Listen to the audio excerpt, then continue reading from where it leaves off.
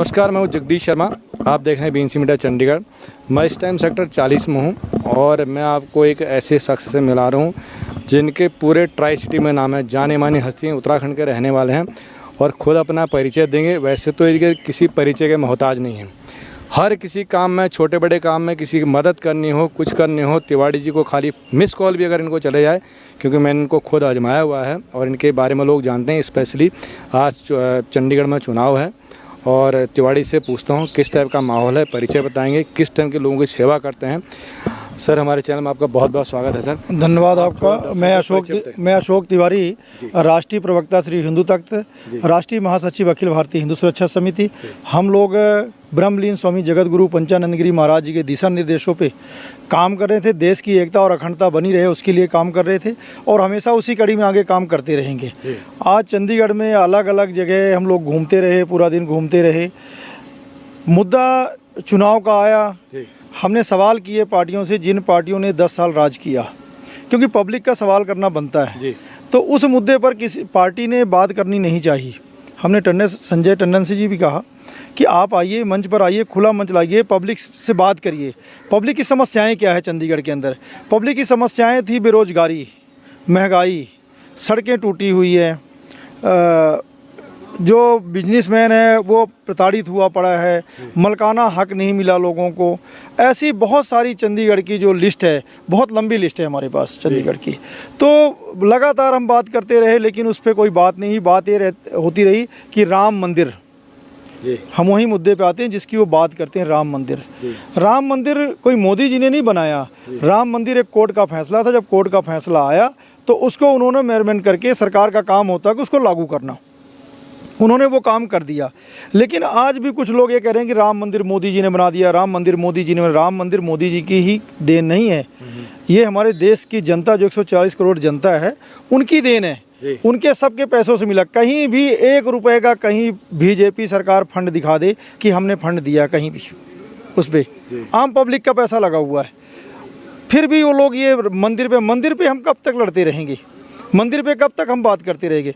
रोजगार चाहिए। चंडीगढ़ में आपने मकान ले लिया, हमने मकान ले लिया, उसका मालिकाना हक नहीं मिला, लोन नहीं हो रहा उनमें। सबसे बड़ी समस्या है बेरोजगारी की, सबसे बड़ी समस्या है। पीछे किरण खेर जी कह रही थी कि हमने एज बढ़ा दी। अरे एज तो बढ़ा दी, लेकिन नौकरी होगी तभी तो बढ़ाओगे आप। नौकरी कितनों को दी आपने? 10 साल में आपने कोई काम ज़मीनी स्तर पर नहीं किए। जो हमारे इंडस्ट्री पार्क बनाने की बात हुई थी, वो इंडस्ट्री पार्क नहीं बना। वो उसी की तरह है। लोगों को पहले मिसयूज के नोटिस आए, फिर दूसरे नोटिस आ गए, फिर तीसरे आ गए।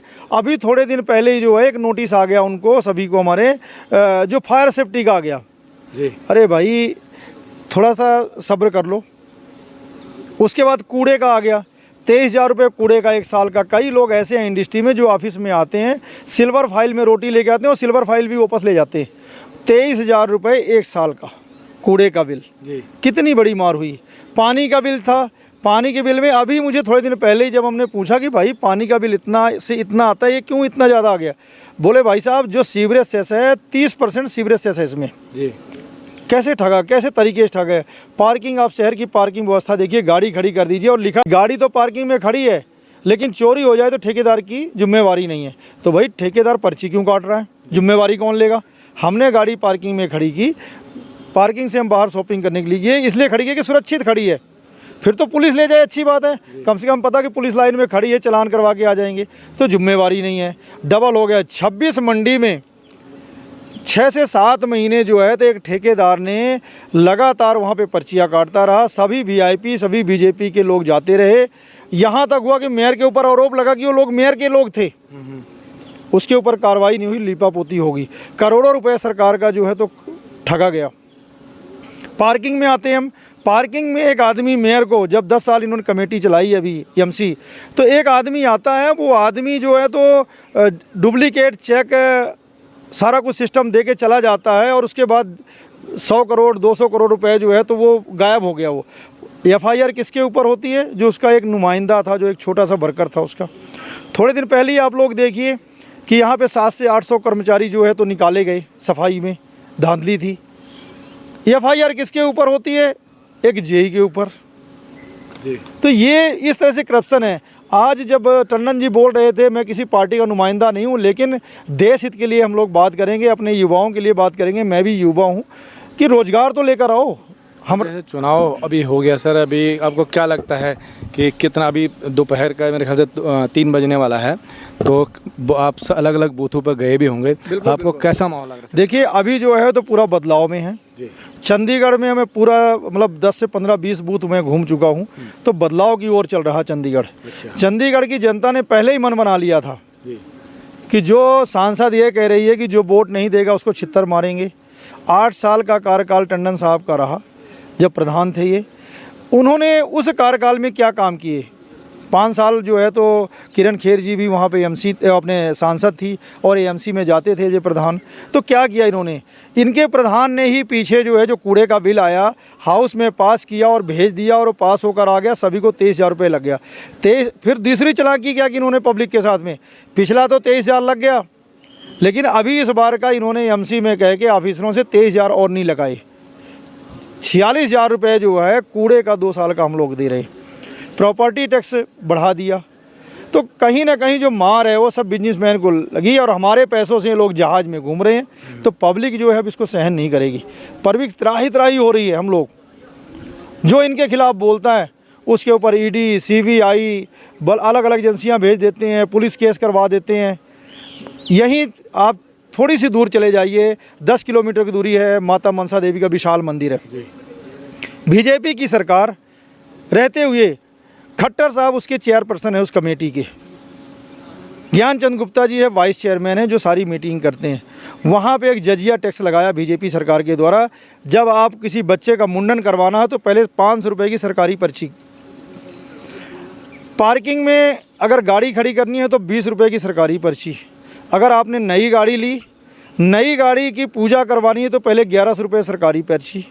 मोटरसाइकिल आपने लिया उसकी रुपये 1100 रुपये की पर्ची। सबसे बड़ी मार की जो लिफ्ट लगाई गई थी मनसा देवी में, वो बुजुर्गों के लिए, ऐसे लोगों को लगाई लोग आते हैं और लिफ्ट से जाएंगे, दर्शन करके आ जाएंगे, उसके लिए वो 100 रुपये की पर्ची। अंदर गर्भगृह में क्या कौन जा सकता है? जो संत, महापुरुष, सन्यासी, उसी को ही गर्भगृह में दर्शन करने की अनुमति होनी चाहिए। लेकिन जो आदमी जाता है 500, कौन सा धर्म का लोग है? कोई आधार कार्ड तो देखते नहीं।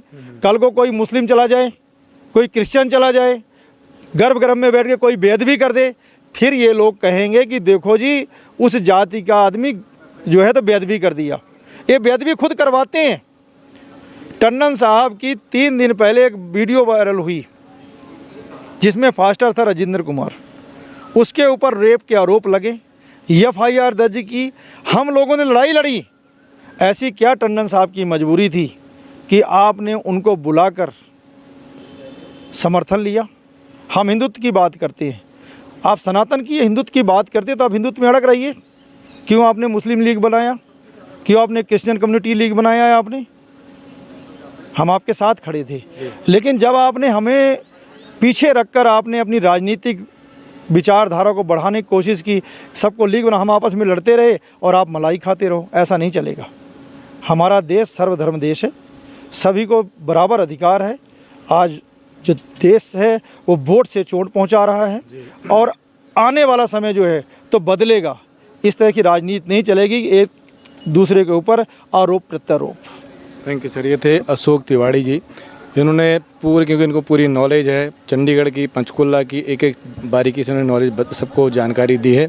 तो उम्मीद करते हैं तो लोग इनके विचारों को सुनेंगे। बहुत बहुत धन्यवाद सर। Thank you. चैनल को सब्सक्राइब करना ना भूलें। ज़्यादा खबरों के लिए देखते रहिए BNC मीडिया चंडीगढ़।